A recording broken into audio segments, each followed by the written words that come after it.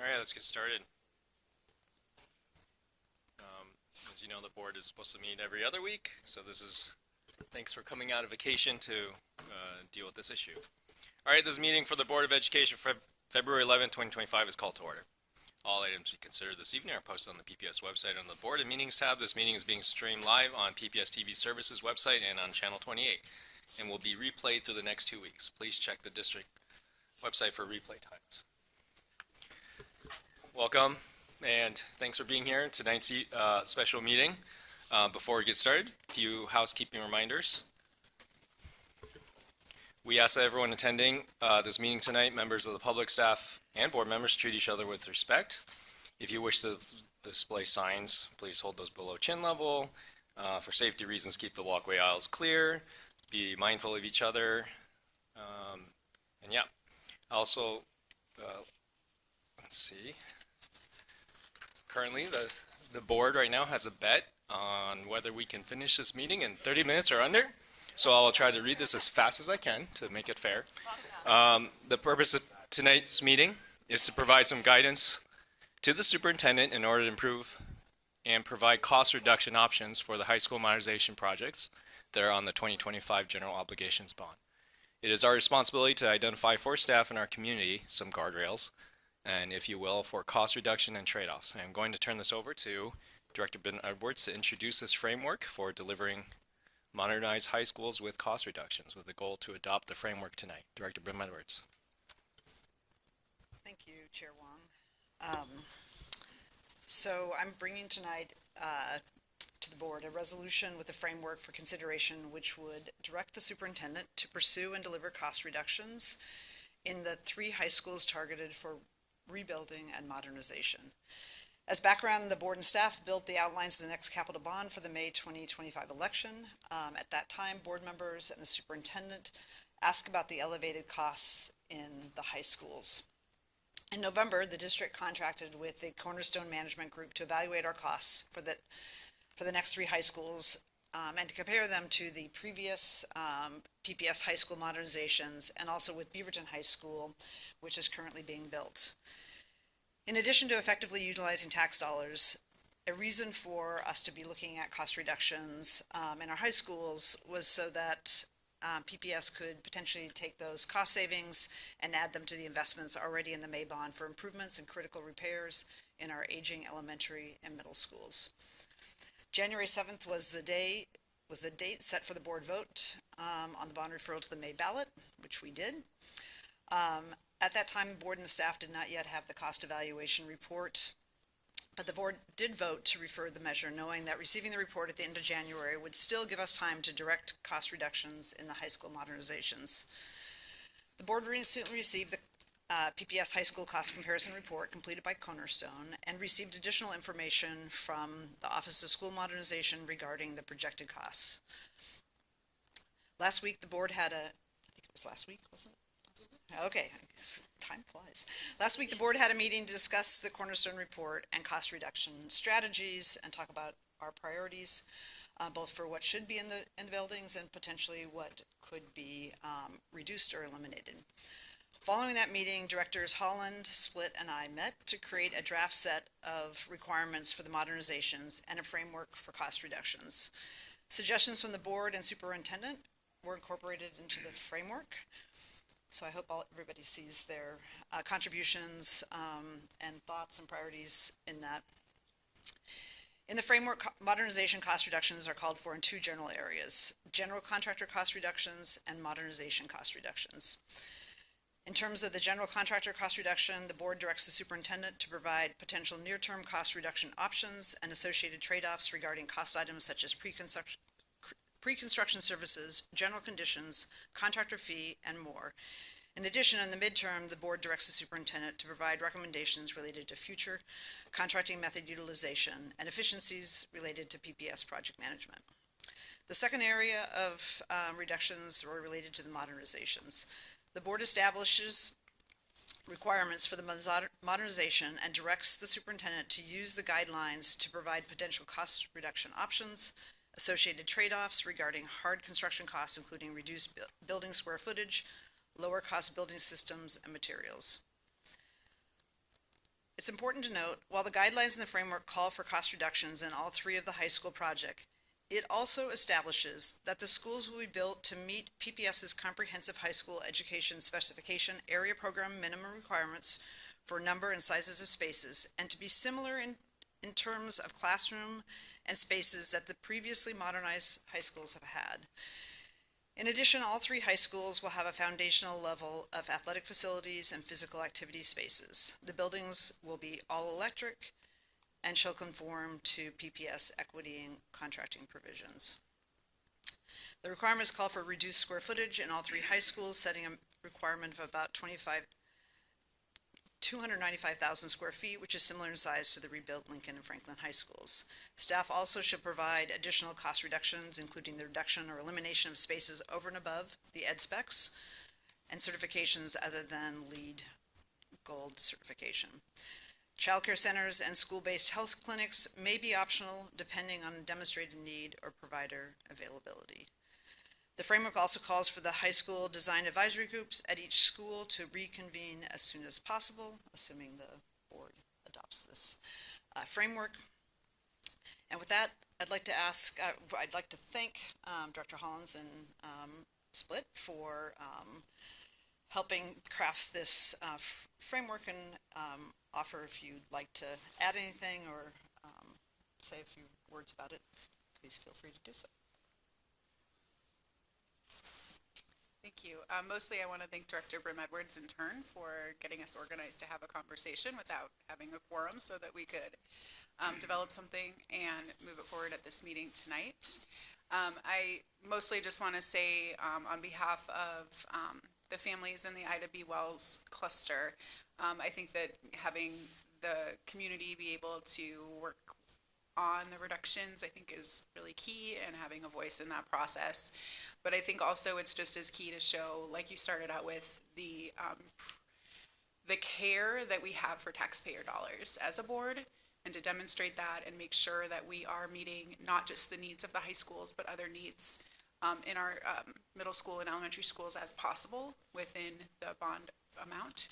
And so I just want to say thank you for kind of taking those values that we all shared, and additionally the values we have around climate and equity, and putting those in so that we kind of can all be on the same page but move forward with something a little bit more structured. So thank you very much for your leadership.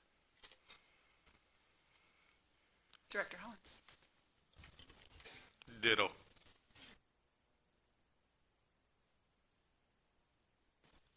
right. Ditto. I like that. He's the one that bet that we would finish under 30 minutes. Do I have a motion and a second to adopt Resolution 7051, resolution to adopt framework to build high-quality high schools in a cost-effective manner? Second. I have Director Brim Edwards moves, and pending an arm wrestle competition, I think Director Hollins seconds it. Is there any board discussion? Not a whole lot of discussion. I have one minor, I don't know if I need to make an amendment to do that. One minor wording I would love to put in there under the, is that first paragraph? Is that the first? I want to, fourth, under the general contractor cost reductions. You're talking about the tax attachment or the In the framework. In the framework, yeah. I just want to, under it says superintendent to provide recommendations related to future contracting methods. I just want to add in superintendent provide recommendations related to current and future contracting methods, because we're talking about contracts right now. That was it.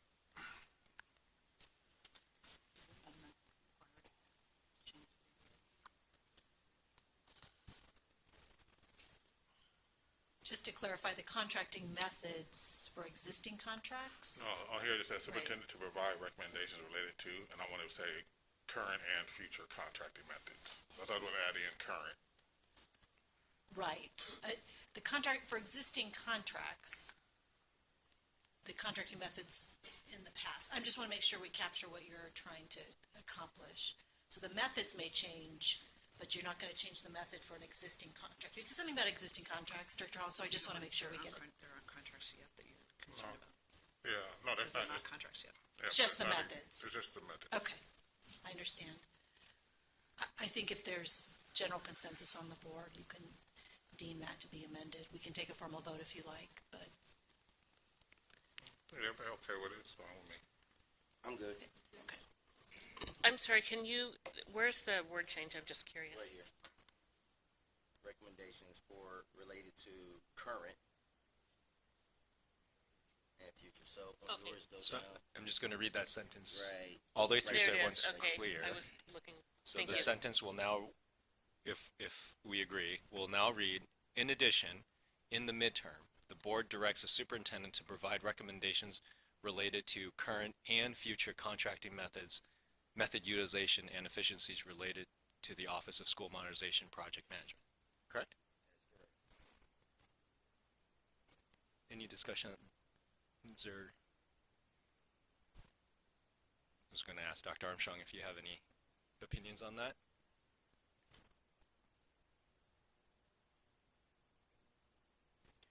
I am fine with that change. Seems like we have general consensus, so we can, yes? Yeah, so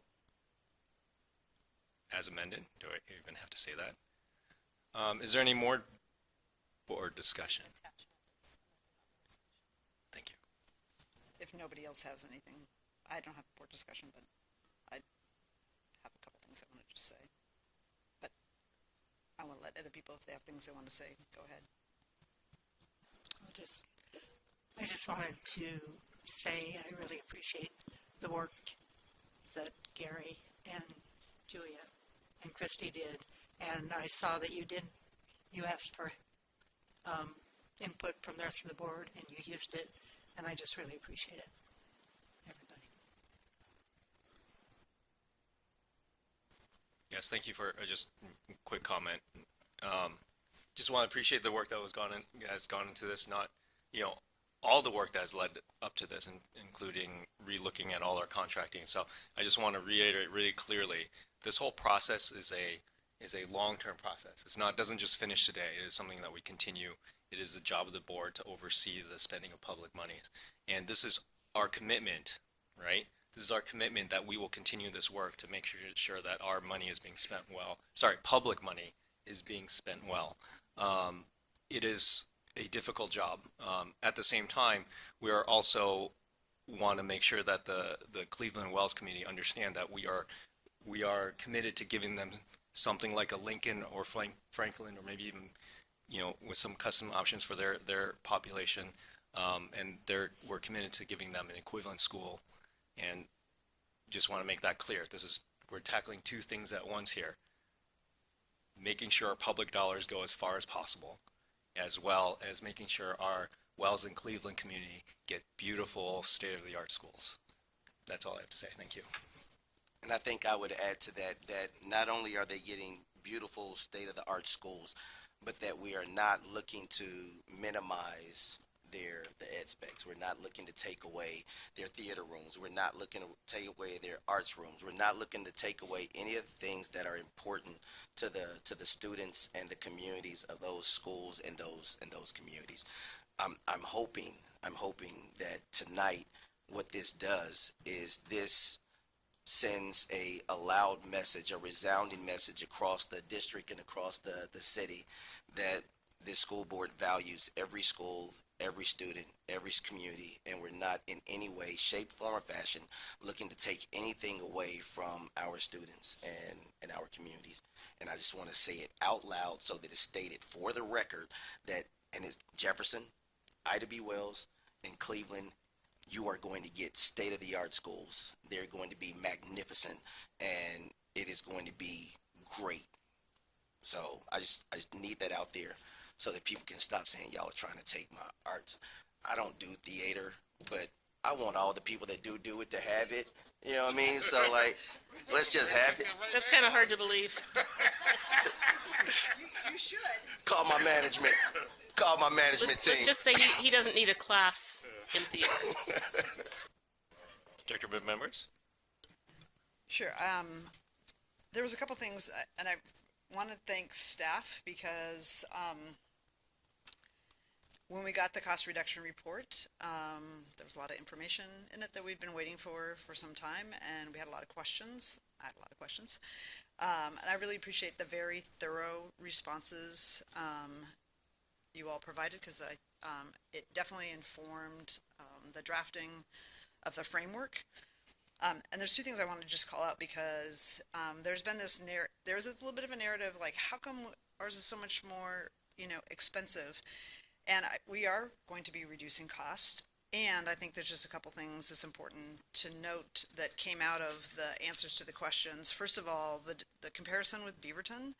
Their school is being built for 1,500 students versus 1,700 students. Beaverton is on 47 acres versus Cleveland, which is on 8 acres, and actually 2 4-acre parcels. In Beaverton, they didn't include the kitchen costs, because one already existed. That's another 18 million.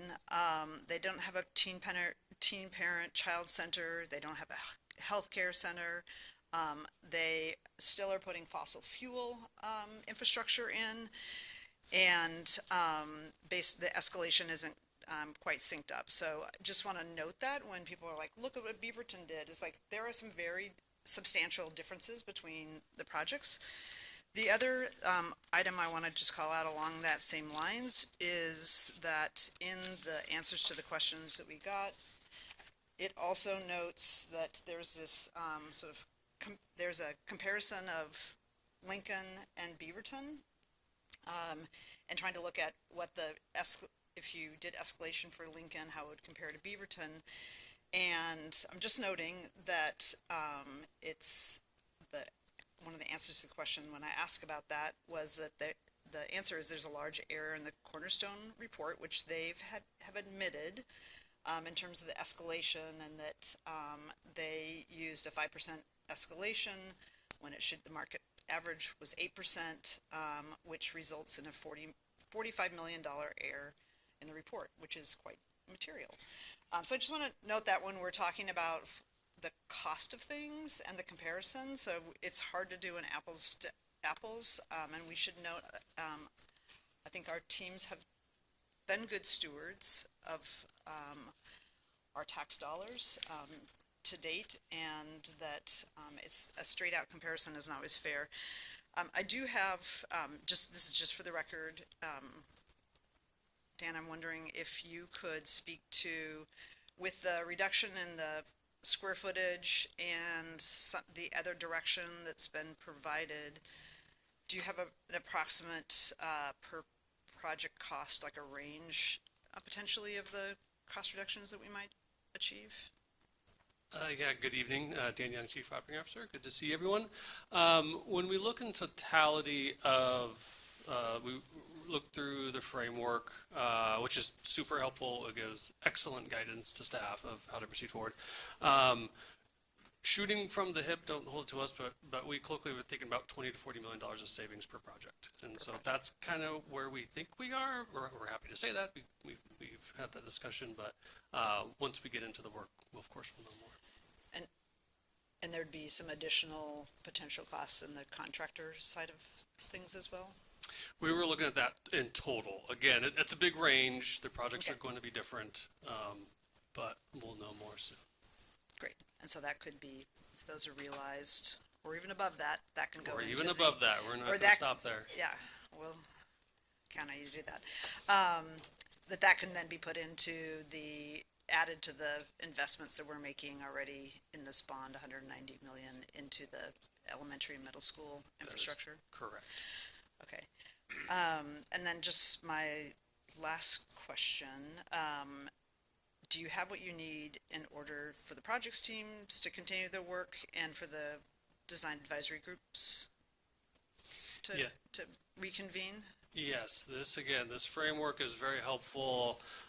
Immediate next steps are going to be re-engaging the full design teams who've been on pause, and also putting together really updated engagement and communication plans. The design advisory groups are a piece of that, but they're of course not the only piece. And so there are a number of other stakeholders and stakeholder groups and other opportunities for engagement. So we'll be updating basically our plans based upon where we are now.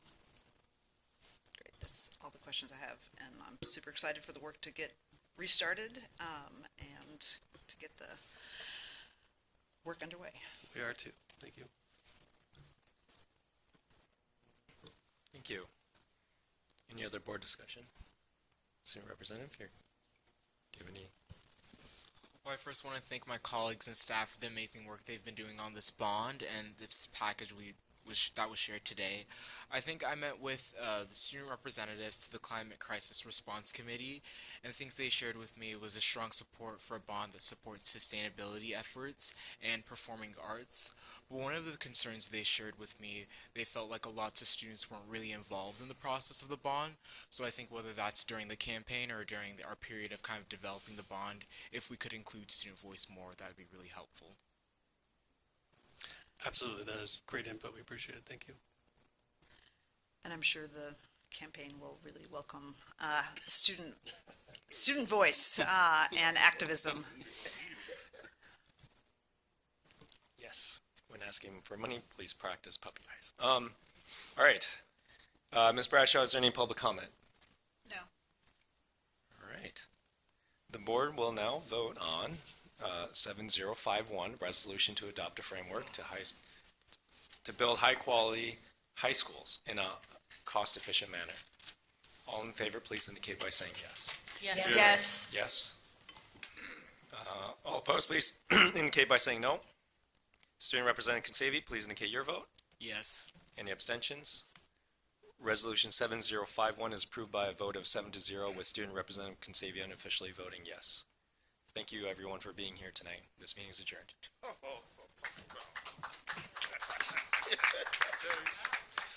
Gary won the bet.